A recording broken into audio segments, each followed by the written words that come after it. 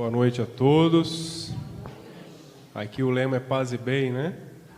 Paz e bem e salve Maria.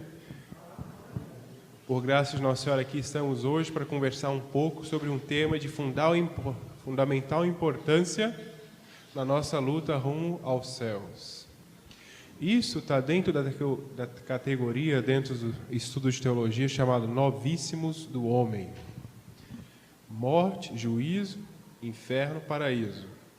Quatro verdades que o homem vale a pena ter em sua mente na sua luta rumo aos céus. Isso é um tema de retiro. Exige um ambiente propício, é uma reflexão profunda.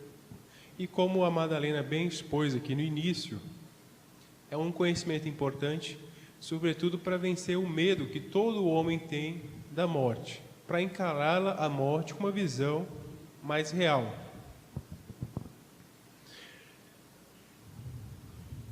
Novíssimos. Pense em teu novíssimos e não pecarás eternamente. Pessoa que medita, vê que essa vida é transitória, ela vai evitar o pecado, que o pecado ele é a morte da alma. A morte conhecida é a morte do corpo. Agora, uma morte muito pior é a morte da alma.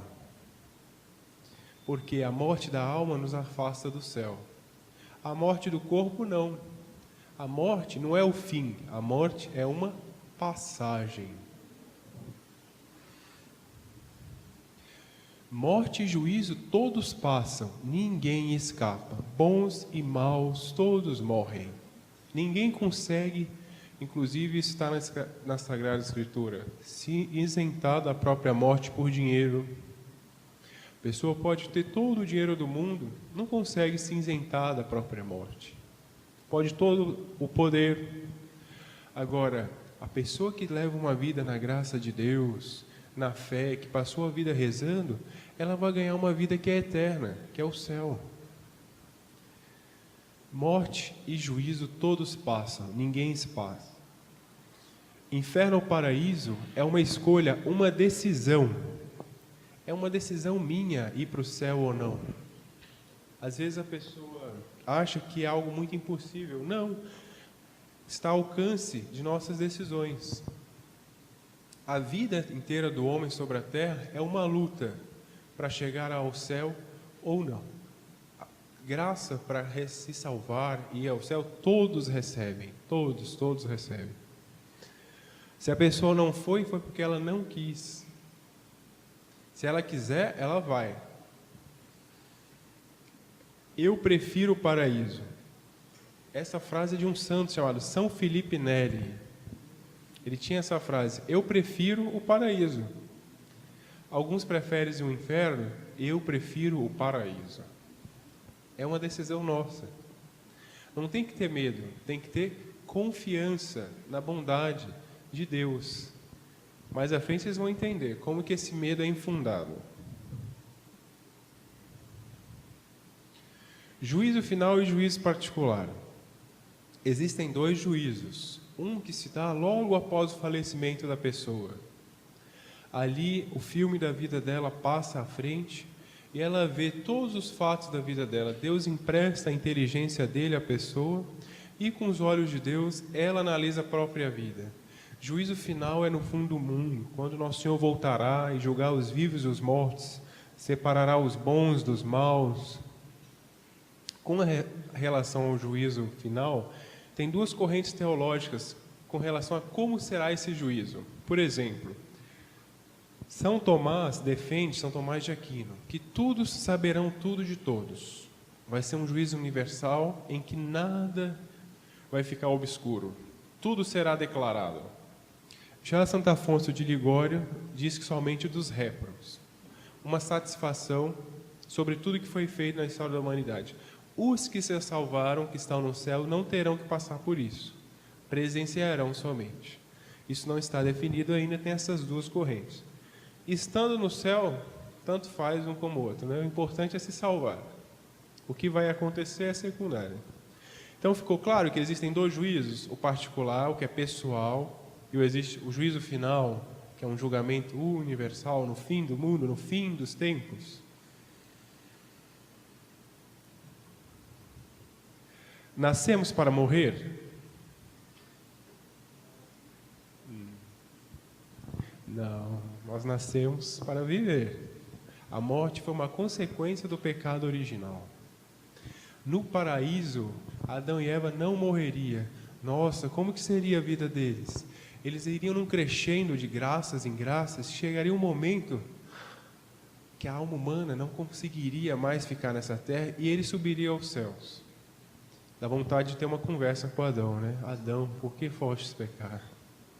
Perdemos o paraíso e passamos a morrer. Mas o plano A de Deus, o primeiro plano foi esse. Consequência do pecado original foi a morte. E ganharás o pão com o suor do teu rosto.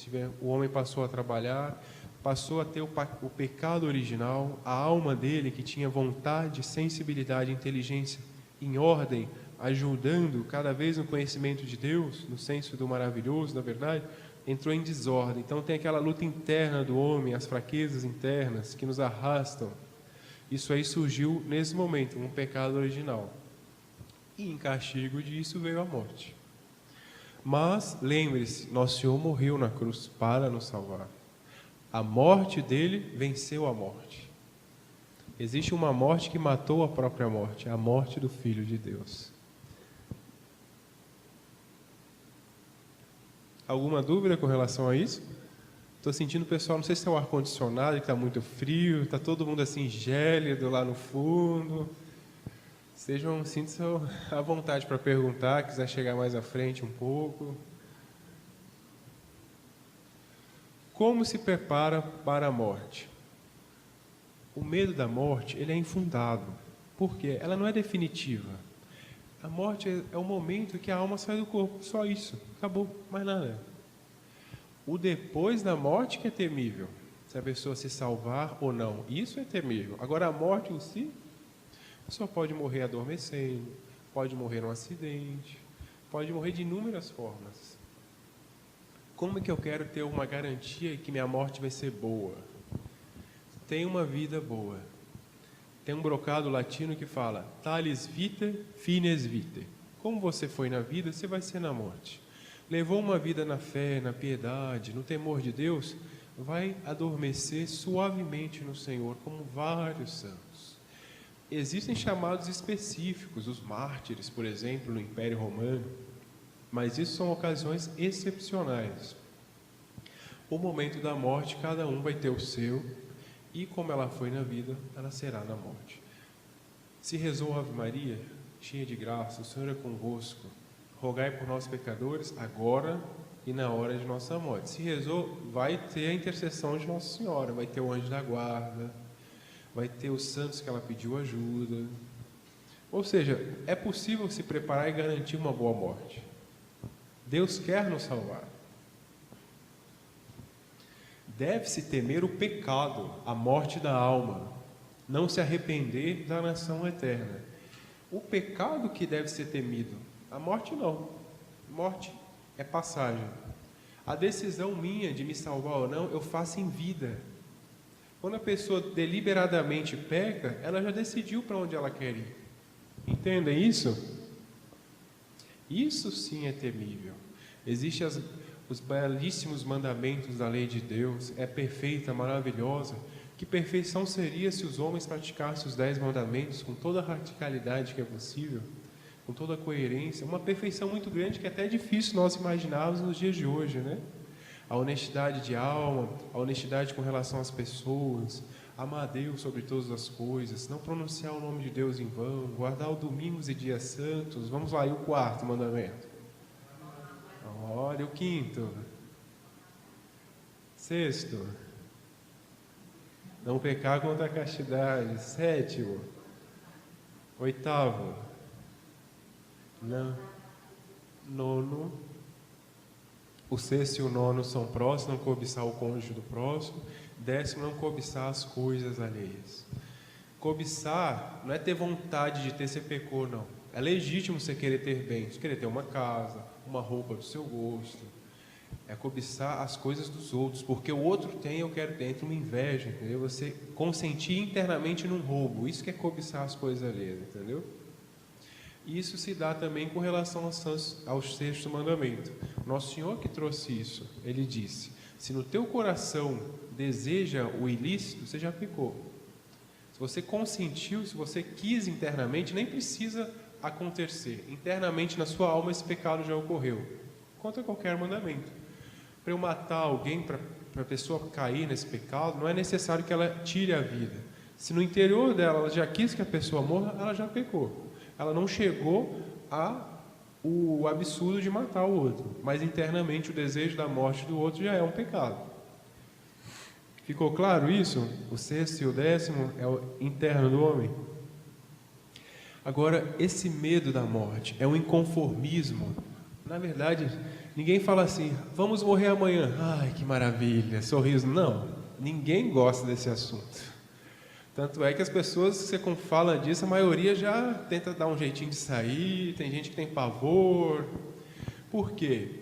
É um conformismo oriundo da perda do paraíso terreno onde não morrerias. Todo mundo tem isso aqui.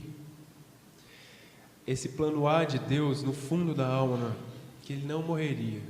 Então esse inconformismo que deve ser enfrentado, deve ser aceito. Santo Afonso de Ligório retiro. É tão interessante esse tema da morte, tão importante, que o próprio Santo Afonso fez um retiro só sobre isso. Inclusive, ele pregava o retiro, uma das dinâmicas do retiro era a pessoa deitar-se dentro de um caixão, para ela já meditar. Claro que quando o corpo de alguém é colocado no caixão, a alma já não está mais ali, ela não sente aquilo, mas para tirar esse pavor, esse medo, entendeu? É uma dinâmica que ele tinha. Devoções que garantem a boa e tranquila morte. Olha como que Deus é bondoso, como Nossa Senhora nos ama. Várias devoções que garantem. 5 primeiros sábados, em Fátima, Nossa Senhora apareceu a 3 pastorinhos e pediu ao mundo o quê? Devoção ao Imaculado Coração de Maria, rezar o terço todos os dias, abandonar o pecado. A síntese dos pedidos são essas: oração, penitência, conversão. Conversão é mudança de vida. Existem várias conversões na vida do católico sobre a terra. A primeira, em que ele decide, que ele passa a acreditar nas palavras de Deus. A segunda, que ele passa a seguir.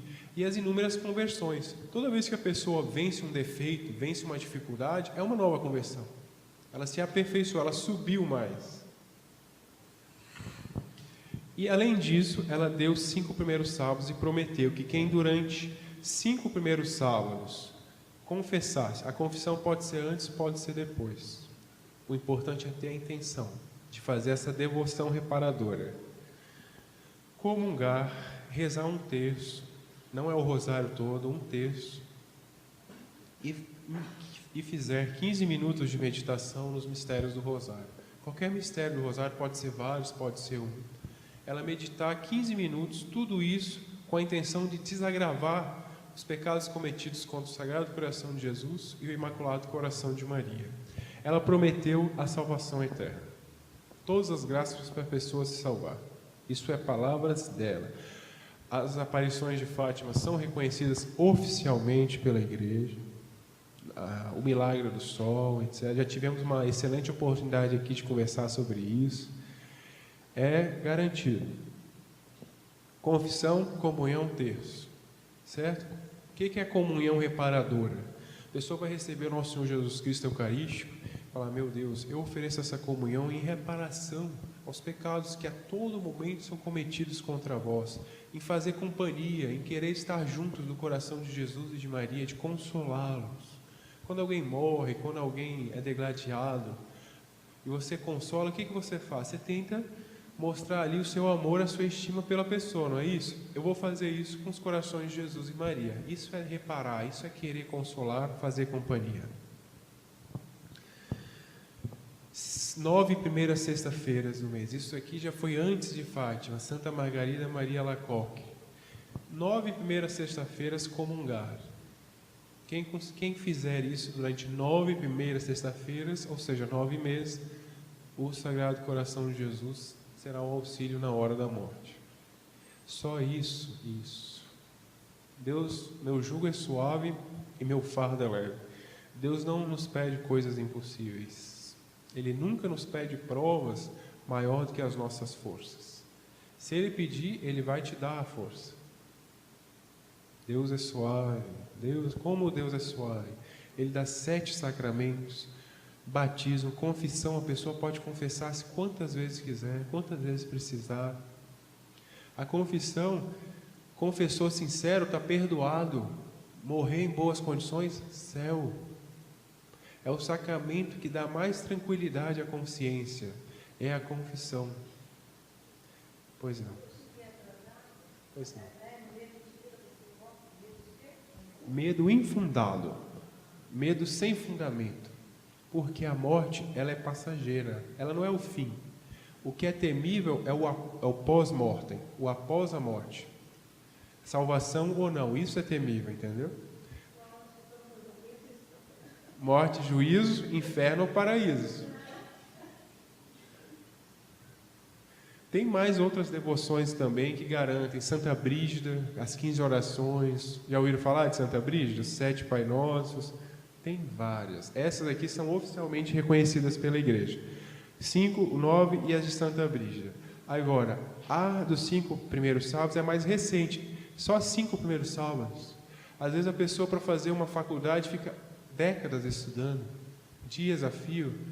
Um sábado do mês, 1 hora, a missa geralmente é 1 hora no máximo. Vamos supor, se for fazer um cálculo matemático, ela gasta 1h30 para fazer isso tudo. 40 minutos de missa, 10 minutos de terço, 15 minutos de meditação, que garantem a salvação, as graças para se salvar. Vale a pena esse investimento? Muito. Com certeza vale. E depois que você fez por si, você pode fazer por outra pessoa. Você pode salvar outras pessoas. Isso, comungar durante 5 primeiros sábados. Só 5. Por que esses 5? Porque 5 são as ofensas feitas contra Nossa Senhora. Contra a Imaculada Conceição, contra a virgindade perpétua de Nossa Senhora. Nossa Senhora é virgem antes do parto, durante o parto e depois do parto. Contra a maternidade divina, as blasfêmias, os ultrajes direto a Nossa Senhora, os que são feitos diretamente a ela, e o desprezo e a indiferença, as pessoas que confabulam em colocar nas crianças e pessoas ignorantes o desprezo e a ingratidão com relação a Nossa Senhora. Esses são os 5 gêneros de ofensas com relação a ela, está claro? Por isso, 5 primeiros sábados. Jesus e Maria, um só coração. O coração sacratíssimo de Jesus, ele foi formado aonde? Nosso Senhor, ele desceu do céu e apareceu entre nós? Sim ou não? Ele se encarnou. Aonde? Exatamente, o ventre de Nossa Senhora, esse claustro virginal. E ali surgiu o Sagrado Coração de Jesus. O sangue de Nossa Senhora passava para Nosso Senhor e o coração de Jesus foi crescendo, foi pulsando. O primeiro sangue que passou ali foi o de Nossa Senhora. Então, Jesus e Maria, um só coração. É um mistério da graça. Vocês conseguem imaginar um coração de Nossa Senhora longe do coração de Jesus? Vocês conseguem imaginar o coração de Jesus longe do coração mais perfeito da alma-prima da criação, que é a Nossa Senhora? Um só coração. Olha só, momento da morte. Como que é ali o momento da morte? Tem um termo chamado agonia. Alguns duram 40 minutos, alguns duram 10 minutos. A agonia de Nosso Senhor foi 3 horas. Nosso Senhor morreu às 15 horas da tarde. Uma hora santa. Ele foi posto na cruz meio-dia. E ali começou a agonia. Por amor a nós. E se tivesse que sofrer tudo isso novamente por só um do que aqui está, ele sofreria. E se tivesse que sofrer várias vezes, ele sofreria várias vezes. Esse sacrifício se repete em cada missa que tem sobre a terra. O amor de Deus por cada um de nós é infinito.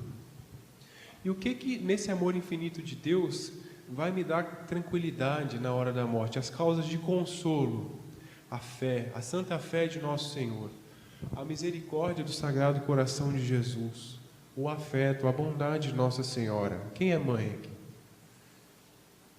O amor que a mãe tem pelo filho é algo indescritível, né?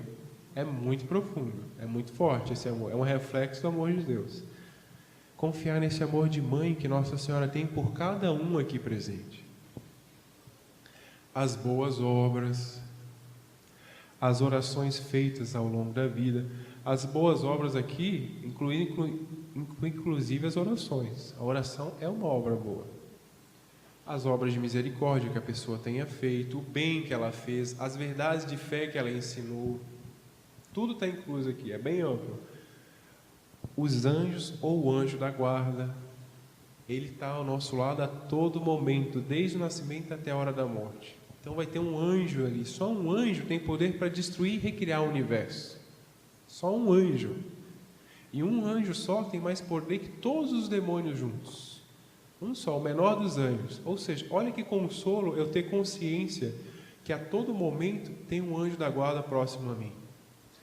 Tá bom o volume do microfone ou tá meio alto?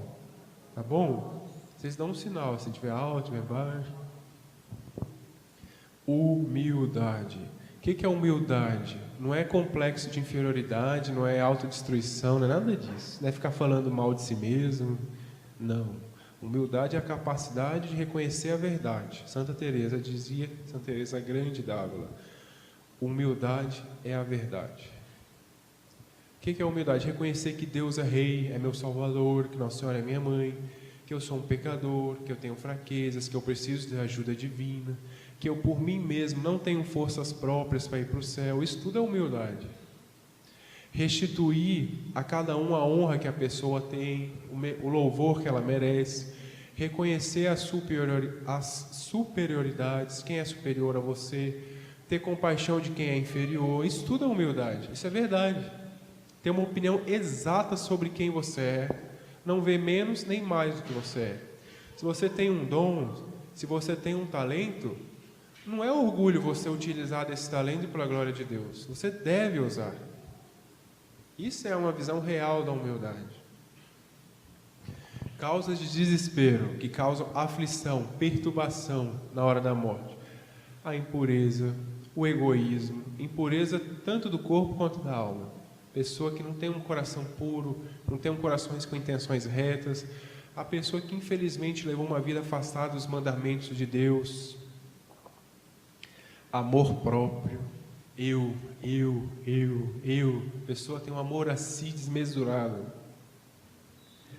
As más obras, mediocridade, pessoa mesquinha, nunca teve generosidade de amar a Deus, de amar o próximo, que está meio apagado, né? Orgulho é o contrário da humildade. O orgulho é mentir-se a si mesmo, é ver uma coisa que você não é. É não reconhecer a realeza, a soberania de Deus, é se julgar às vezes até mais do que Deus. Exemplo típico de orgulho, o demônio. Ele quis ser mais do que Deus, e até hoje ele quer. Nunca vai ser. Por quê? Deus é onipotente, onipresente e ele não. Só que ele quer fazer uma queda de braço, eu vou ganhar de Deus. Orgulho, loucura. Isso causa desespero na hora da morte. Por quê? Isso aqui causa paz, confiança, tranquilidade. O contrário causa desespero.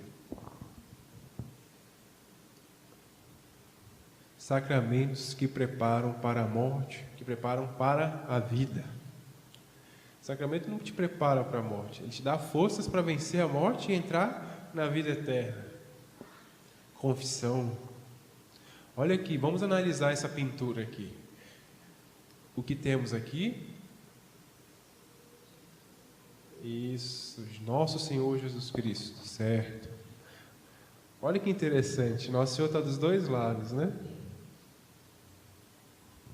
Nosso Senhor está no coração também desse que está pedindo perdão? Sim. O arrependimento é uma graça de Deus. Olha só a mão do Padre perdoando e Nosso Senhor atrás. O Padre ele empresta as mãos dele a Deus. Quem perdoa é Nosso Senhor Jesus Cristo. E esse perdão no alto da cruz, ele nos alcançou, as 7 chagas, o amor infinito que ele tem. Olha que sacramento maravilhoso, que belíssimo sacramento. Entra pecador, sai santo. Entra com a alma suja, com a alma escura, com a alma cheia de feridas, sai com a alma reluzente. Santa Catarina de Sena, ela por graça de Deus viu uma alma no estado de graça. Estado de graça não é alegria, consolação. Estado de graça é estar com a alma isenta de pecados.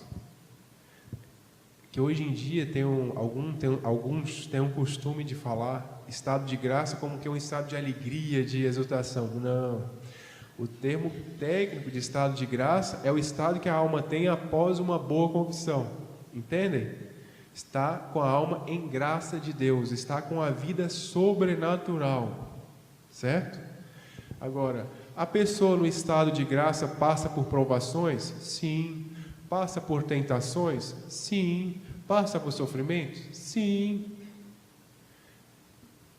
O nosso termômetro de vida espiritual não é o que a sensibilidade nos diz. Não. É a nossa consciência.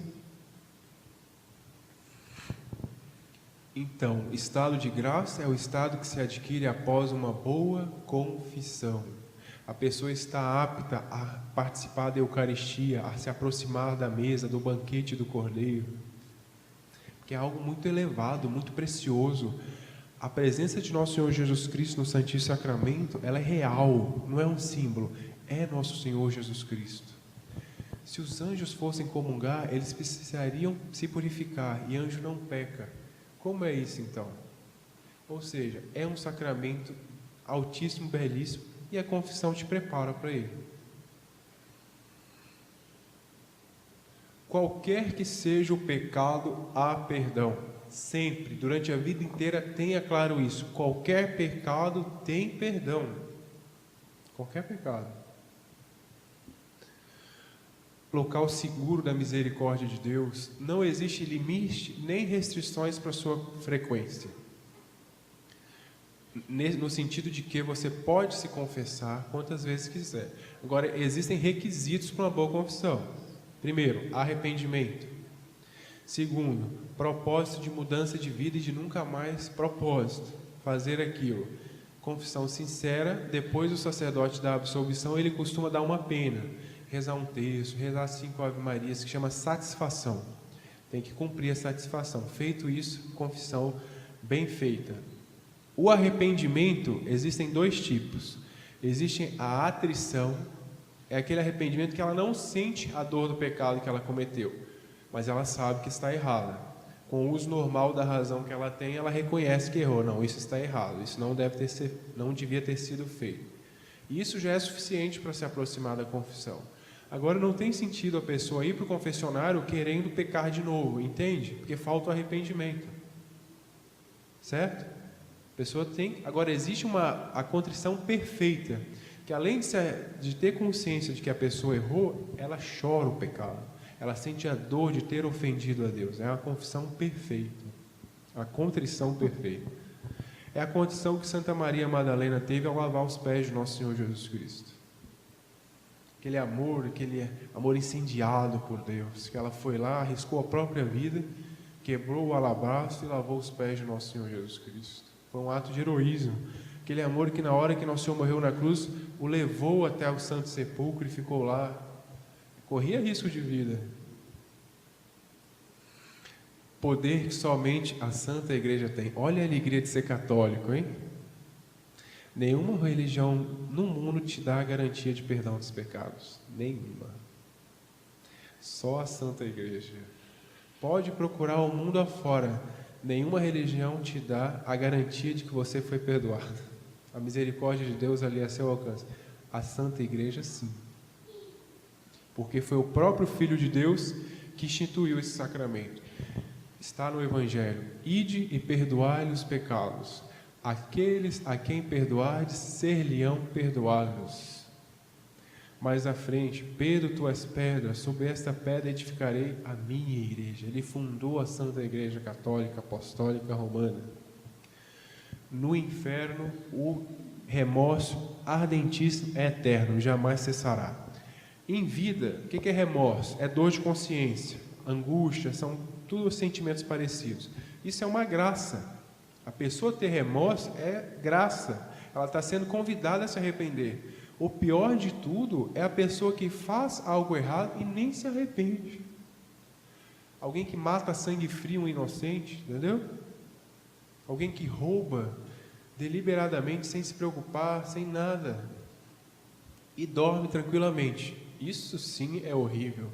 Agora, a pessoa que teve infelicidade de cometer um pecado e se arrepende, isso é uma graça. É Nosso Senhor convidando o filho pródigo a voltar para a casa do Pai. No inferno não tem isso. Uma vez que a pessoa morreu em más condições e quis ir para o inferno, não tem volta mais. E esse remorso, a perda do céu, é eterno. É até difícil de imaginar que é uma dor muito grande, né? Essa é uma das piores dores do inferno, a perda do céu. A pessoa perdeu o céu maravilhoso, com os anjos, os santos, Nossa Senhora, a alegria eterna, todos os prazeres e alegrias que tem no céu. Às vezes a pessoa tem uma visão estática do céu, né? Que você entra no céu. Não, tudo que não é pecado pode ser feito no céu. Posso tomar sorvete no céu? Pode. Posso tocar músicas? A pessoa gostava de construir um castelo dourado de pedras preciosas? Pode. Posso conversar com São José e perguntar como foi o nascimento do menino Jesus com detalhe? Com certeza. São José vai ter o maior prazer em contar. Entende a maravilha que é o céu? É tão superior que você olha, o inferno é uma coisa desprezível, né? Porque olha o céu. Para que eu vou querer isso? Demônio mudo versus humildade e confiança. Como que os espíritos ruins fazem para desanimar na nossa luta pelo céu? Na nossa determinação em praticar o bem? Na hora das tentações, eles costumam tirar a vergonha do pecado. Não, pode pegar, não tem problema nenhum não, vai lá, aproveita, pega isso, vai, pega para você. Aí a pessoa cai e pega. Depois, você pegou, tá vendo? Você é um pecador, você é um sem vergonha, isso e aquilo, entende? Ele tira a vergonha na hora de cometer. Depois ele devolve ela dobrado, para a pessoa não se arrepender. Se a pessoa não reza, ela vai se deixar por isso. Se a pessoa reza, se a pessoa pede ajuda do anjo da guarda, ela não vai se deixar por isso e vai fazer uma confissão. E muito mais, vai evitar o pecado. Na próxima vez ela, não quero isso. Entende? Determinação, não vou fazer isso. Tem uma espécie de demônio que faz isso. Ele não deixa a pessoa falar o pecado dela na confissão, coloca vergonha. Isso tem que ser enfrentado. Nosso Senhor sabe tudo o que a gente fez. O que Ele quer de nós? Humildade, arrependimento, declina as faltas, recebe a absolvição. O padre está pouco interessado em saber da sua vida. Ele não quer saber. Depois que ele te absolve, ele nem lembra quem é você mais. Não precisa ter vergonha. Ai, ele vai olhar assim para mim com uma cara. Não. Eles se preparam no seminário durante anos para saber atender confissão, entendeu? Se você não se sente à vontade de confessar em tal lugar, confesse no outro. O padre absolve os pecados, entende? Prepare-se. Eu quero confessar, mas eu não tenho forças. Reza, peça força. Nossa Senhora dá. Não tem que ter vergonha de confessar. A pessoa tem que ter vergonha de fazer a coisa errada. Agora, se ela teve a infelicidade de pecar, é meritório, é honroso a pessoa procurar o confessionário. Isso mostra uma honestidade de alma, ela quer se reconciliar com Deus.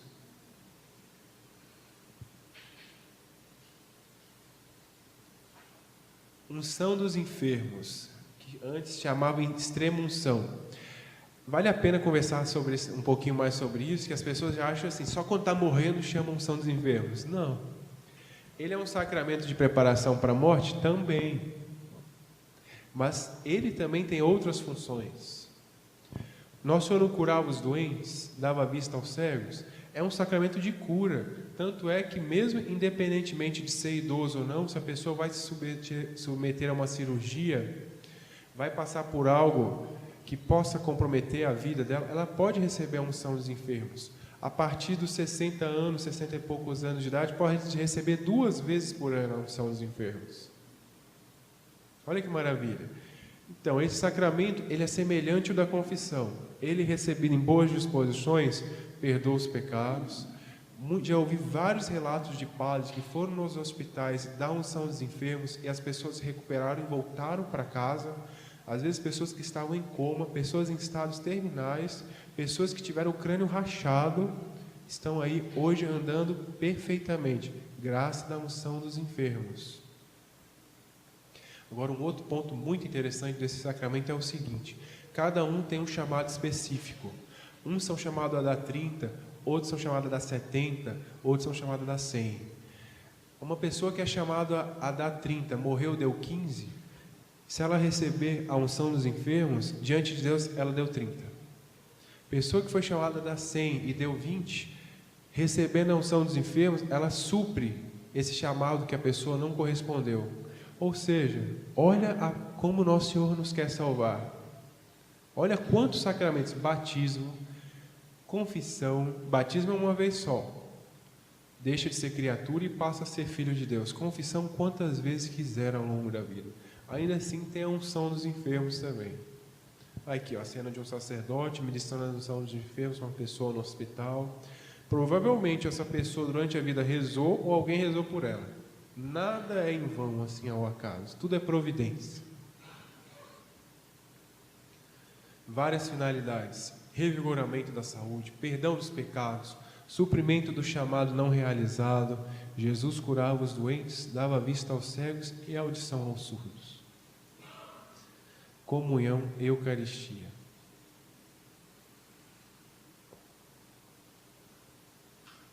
O sacramento é a Eucaristia, porque é o próprio Deus. Vou até voltar um pouquinho. Ele prepara para a morte? Claro, evidente, porque ele te prepara para a vida. Não tem nada na terra melhor do que comungar, do que receber o corpo, sangue, alma e divindade de Cristo. Uma pessoa que perseguiu muito a igreja, Napoleão Bonaparte, pessoa péssima, é muito famoso aí, mas é uma pessoa péssima. Ele teve, um dia perguntaram para ele: qual foi o dia mais feliz da sua vida? Ele: o dia da minha primeira comunhão. É o dia da nossa vida, tão importante quanto o batismo, o matrimônio. É o dia que nós vamos receber nosso Senhor Jesus Cristo na alma, que nosso Senhor vai conversar conosco por dentro. Porque na verdade, quando a gente comunga, não é que Deus entra na gente, nós entramos em Deus. Porque um ser infinito não pode comportar um ser finito, não pode comportar um ser infinito. Deus é infinito, sim, nós não. Como é que Deus vai entrar em nós? Porque a Eucaristia é o próprio Deus. Isso é por didática. Na verdade, nós entramos em Deus. Olha o que é a Eucaristia. Prepara para a morte? Sim, porque revigora as suas forças, te faz crescer no amor a Deus, na virtude. Nosso Senhor opera maravilhas na alma do comungante que a gente não tem ideia. Orações e vigilância vale mais do que a amizade com Deus. A amizade com Deus ali é sinônimo de estado de graça. Pessoa que pecou, mas reza, tem conserto. Pessoa que nunca pecou, mas não reza, provavelmente vai pecar. Não vai conseguir ser fiel ao longo da vida. Então, a vida de oração vale mais do que a amizade com Deus, porque Deus ouve nossas orações, sempre. O fato da pessoa ter escorregado e tal, na vida espiritual, não significa que ela tem que parar de rezar. Pelo contrário, aí que ela tem que rezar mais ainda, rezar com mais confiança. Olha quantas coisas boas as orações fazem. Afasta os maus espíritos, atrai os anjos. Você pode ter mais de um anjo da guarda, pode ter vários, pode ter milhares, pode ter todos os anjos te guardando, depende da sua fé. Um é garantido, um você tem desde quando nasceu. Refrigeram e fortalece a alma. Às vezes Deus permite que a gente passe por certas perturbações, aflições, para nos estimular a oração, porque às vezes na tranquilidade das coisas a gente tende a encostar o corpo, encostar e não se rezar, e não rezar, abandonar a vida de oração. Aí vem o sofrimento, a pessoa acorda, pede ajuda de Deus, passa a rezar. Claro que tem aqueles que rezam constantemente, na alegria, na tristeza, sempre rezando, porque a oração é conversar com Deus, é o oxigênio da alma, ela te traz refrigério, traz paz, te traz tranquilidade, te traz clareza de ver as coisas de Deus. Fortalecem as virtudes, sobretudo a fé, a esperança e o amor, caridade, o amor que sobe a Deus. Enfraquecem e até exterminam os vícios. Muitas pessoas já conseguiram vencer dificuldades espirituais rezando. A título de exemplo, alguém que tinha muita dificuldade, que ela gostava de caluniar os outros, falar mal dos outros da vida alheia.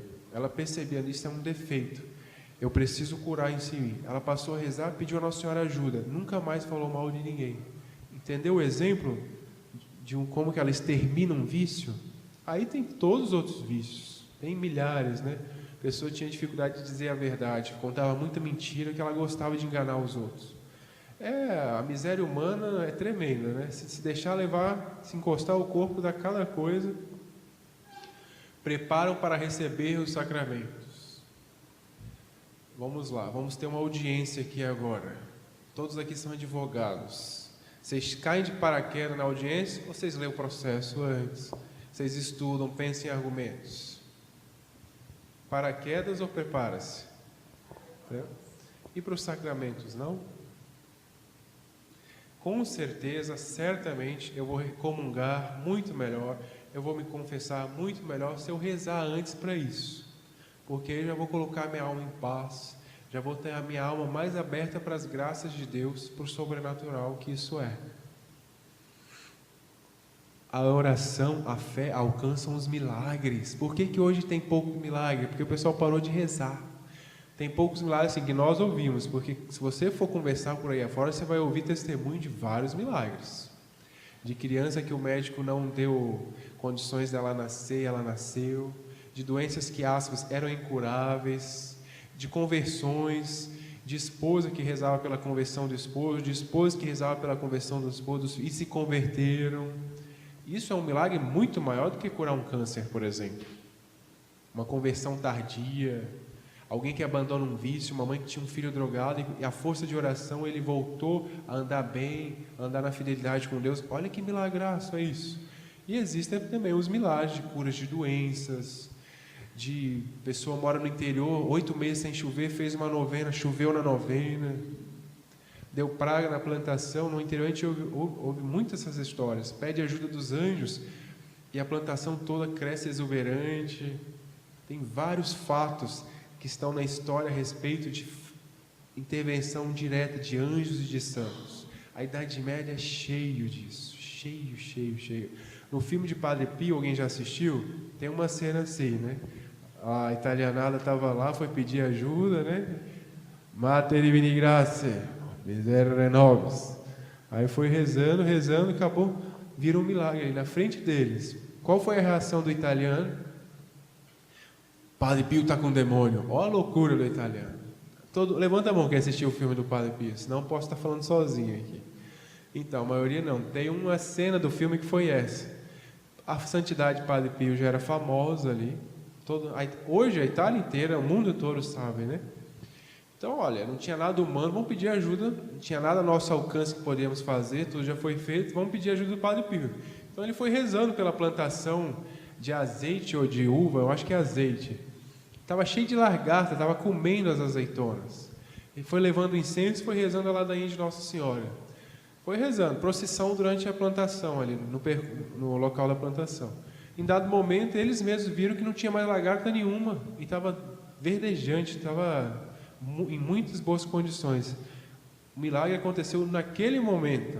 Aí teve um que antes estava rezando, depois estava blasfemando.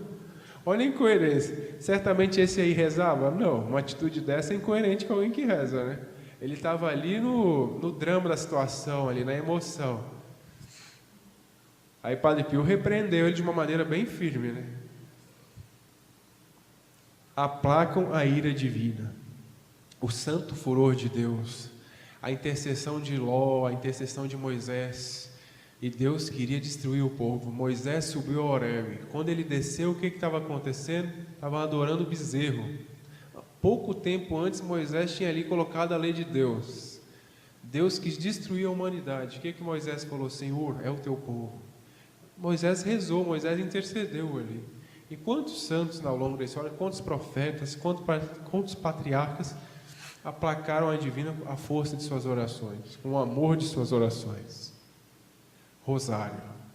Quem reza o rosário vai para o céu. Não tenha dúvida.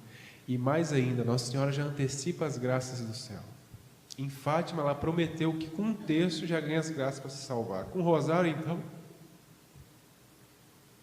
a força que um rosário tem, quem tem a graça de rezar o rosário, analisa a vida antes e depois. Fica mais leve, as coisas se desenvolvem melhor. Tudo, a imaginação, os pensamentos ficam ordenados. É muita graça que tem o Santo Rosário. Tanto é que veio do céu. Nossa Senhora entregou a São Domingos de Gusmão a solução para os erros dos albigenses. Albigenses era uma heresia que assolava a cristandade naquela época, e São Domingos já não sabia o que fazer. Então ele se retirou, foi para uma região campestre, fazendo sacrifícios, orações, para alcançar do céu uma solução, porque estava arrasando todo mundo. É como se surgisse hoje uma heresia. Heresia é sinônimo de doutrina falsa, que não corresponde à ortodoxia da fé, entendeu? E todo mundo abandonasse a igreja e passasse a seguir aí uma nova religião que surgisse.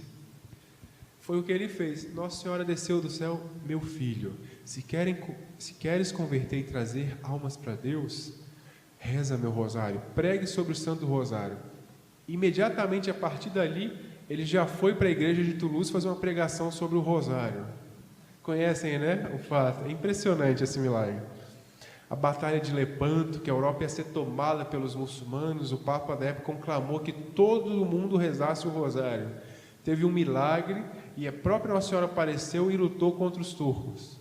E a Europa se permaneceu católica, e nós somos filhos de uma Europa católica, que veio Portugal para o Brasil e trouxe a fé. Talvez não seríamos, talvez o Brasil nem teria sido colonizado. Uma Ave Maria pode mudar a história da humanidade. Eis aqui a escrava do Senhor, faça-se em mim segundo a vossa palavra. E mudou a história da humanidade. Ela podia ter falado não. Como seria, não sei. São José, o padroeiro da boa morte. Por quê? Ele morreu nos braços de Jesus, olhando para Nossa Senhora. Morrer assim só se for agora, né?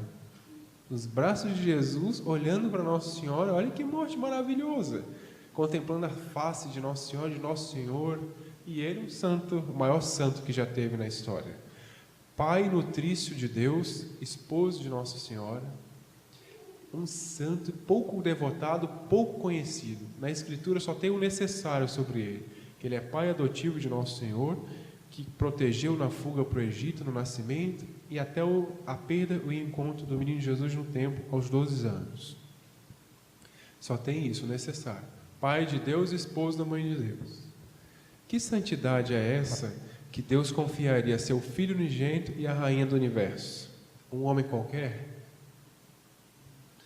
Um homem virginal, fortíssimo, perfeitíssimo, de uma humildade, uma confiança em Deus impressionante.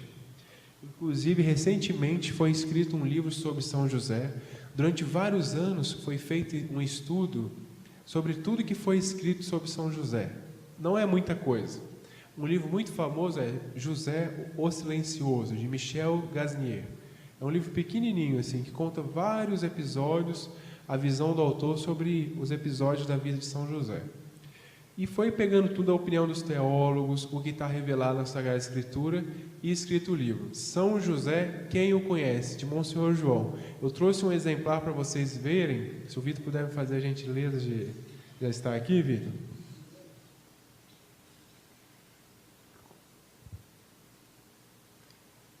Belíssima história. Conta fatos da vida de São José, de Nossa Senhora, a infância, o nascimento.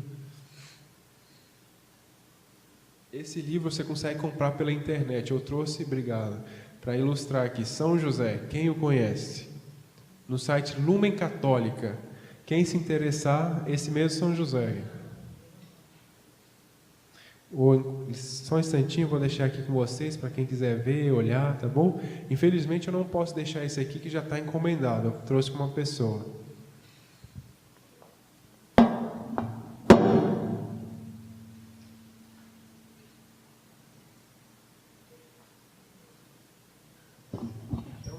está encerrando aqui nosso momento sobre morte e juízo particular.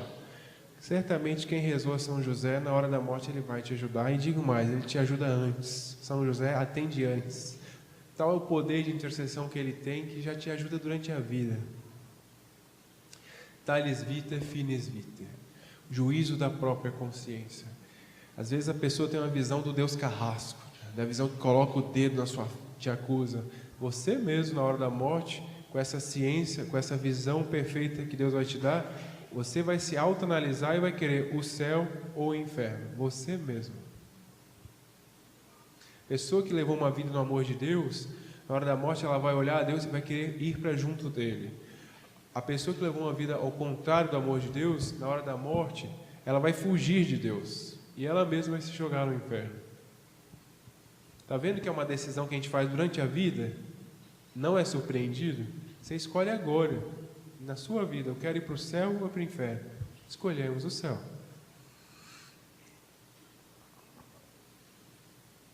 Como Deus morreu, como os santos morrem. Nosso Deus morreu na cruz para nos salvar. Os apóstolos o abandonaram, mas a mãe estava ali, Nossa Senhora estava junto com ele. Pai, em vossas mãos eu entrego o meu espírito, uma confiança plena, absoluta, inabalável no amor de Deus. Pai, em vossas mãos eu entrego o meu espírito. Aqui o martírio de Santa Inês, 10 ou 12 anos. Por que demoras, carrasco? Ela tinha convicção da salvação eterna. Por que demoras? Me dê o céu logo. Uma mártir. Viva Cristo Rei. São José Sanches del Rey morreu de braços a pé. Ele foi fuzilado durante a Revolução Civil Mexicana. Foi uma perseguição eminentemente religiosa. Santa Teresa d'Ávila. Sinto-me consolada ao ver as horas passarem no relógio, até que enfim chegou minha hora de ir para vós. Morreu de pé, resoluta, forte. Ela viu que ia morrer, pegou as últimas energias, até que enfim já morreu querendo abraçar Nosso Senhor. Tal o amor que ela tinha. No céu, nós vamos ter o abraço de Nosso Senhor. A nossa maior recompensa é Ele mesmo. Essa aqui é uma santa brasileira, Lucília Ribeiro dos Santos. Vou contar para vocês como ela morreu. Essa foto foi tirada dia antes dela morrer, alguns dias antes, 92 anos de idade. Aqui a foto, ali a pintura. O filho dela, Plínio Corrêa de Oliveira, mestre, formador de Monsenhor João, fundador dos Arautos, disse que o quadro tem mais dela do que a foto. Tal foi tão bem feita a pintura que expressou mais a alma dela do que a fotografia. Então, uma vida inteira de devoção ao Sagrado Coração de Jesus. Foi uma filha afetuosíssima, uma irmã afetuosíssima, uma esposa afetuosíssima e uma mãe afetuosíssima. Devotíssima do Sagrado Coração de Jesus. No recôndito do seu lar, uma vida de perfeição cristã altíssima. Ela tinha uma frase que até hoje toca muitos corações. Viver é estar juntos, olhar-se e querer-se bem. Isso é viver. Simples, aparentemente, mas muito profunda. Esse é o trato.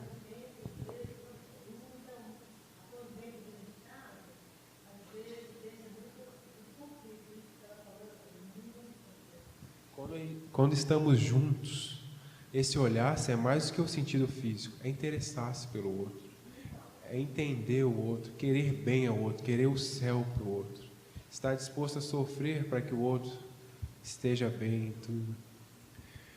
Quando viu que chegou o momento da morte, ela morreu, a data de falecimento é recente. Ela nasceu 22 de abril, morreu dia 21 de abril. Recente a data de 50 anos de falecimento dela. Uma senhora muito fina, muito educada, muito amável.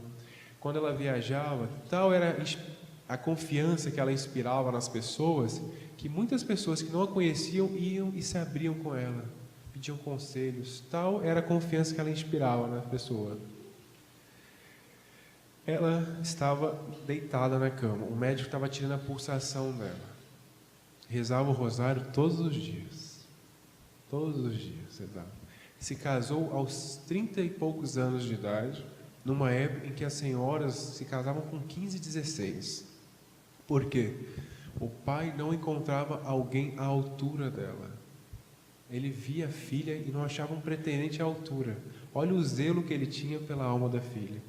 Não queria que a filha se casasse com qualquer um. Olha que impressionante. Ela tinha um encanto pelo pai, escrevia poesias para ele. Ele viajou para a Europa, trouxe da França um Sagrado Coração de Jesus para ela. Tocava bandolim, piano, escrevia poesias.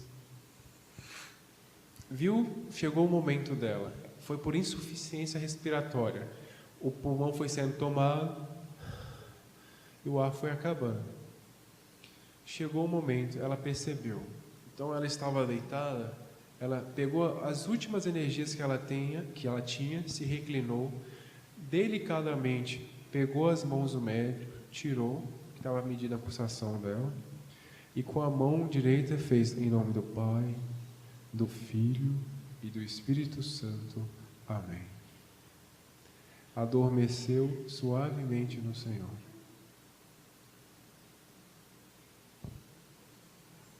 Está em canonização. O primeiro milagre já aconteceu. Uma irmã dos arautos sofreu um acidente de carro, ficou tetraplégica, quebrou aqui. Essa irmã está andando. Ficou em Joinville, recebeu o tratamento lá, e a médica plantonista percebeu que ela tetraplégica começou a mexer a ponta dos dedos dos pés e das mãos. E chamou todo mundo, foi um alvoroço no hospital. Tinha um médico, um professor, que levava os alunos lá para mostrar que tem coisas que a ciência não explica. E dias depois, ela saiu do hospital. Semanas depois, se recuperou totalmente. Anda, tem os movimentos dos braços e das pernas. A médica perguntou: o que você fez? Eu vou a Roma testemunhar esse milagre. Eu rezei a Dona Lucília. Lucília, paulistana, brasileira. Às vezes a gente tem um encanto pelos santos europeus, pelos santos asiáticos. Do nosso país, Padre Eustáquio em Belo Horizonte, Albertina Breckenbrock no sul do Brasil. No Rio de Janeiro tem uma família semelhante à família de Santa Teresinha. Parece que todos são santos, pai, mãe, todos os filhos. A família de Santa Teresinha, a família Martã, o pai santo, a mãe santa e as 4 ou 5 irmãs todas santas. Olha que maravilha. Imagina como que devia ser o convívio dessa família, né? Permeada de bondade, de doçura, de humildade, de amor de Deus, de fé. Assim também foi a vida de Dona Lucília. A vida inteira. Alguém diria que morreria dias depois? Olha o semblante, olha a luz da fisionomia, a serenidade. Aqueles que me tornam conhecida ganharão a vida eterna. Os que agem por mim não pecarão. Sou a mãe do puro amor, da ciência e da santa esperança. Vinde a mim e enchei-vos de meus frutos. Minha posse é mais doce do que o mel. Quem age por mim não morrerá. Elogia a sabedoria, Eclesiásticos, perfeitamente aplicado a Nossa Senhora. Sou a mãe do puro amor, da ciência e da santa esperança. Olha a mãe que nós temos. Olha o coração dessa mãe. Dá para ter medo da morte com uma mãe dessa? É a rainha do universo, é a mãe do Salvador, é a esposa de José. Olha aqui, Santa Teresinha, falamos há pouco, né? Que olhar é esse? É um olhar de medo, de aflição ou de confiança? De paz, de desejo de eternidade. Faleceu aos 24 anos de idade. De tuberculose, para os médicos. Para os que têm fé, de amor de Deus. Tinha tanto amor a Deus que chegou o momento dela subir para os céus. 24 anos de idade. E prometeu: passarei meu céu fazendo o bem sobre a terra. Olha só, notem bem. Ela aqui antes da doença, estava vigorosa. Ela emagreceu, ficou praticamente pele e osso. Praticamente. depois da morte, um leve sorriso, é foto, é real isso, não é uma pintura, não é montagem não, isso aí você acha com facilidade. Ou a fisionomia é a mesma santa.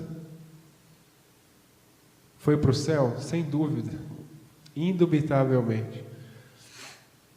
Não morro, entro na vida.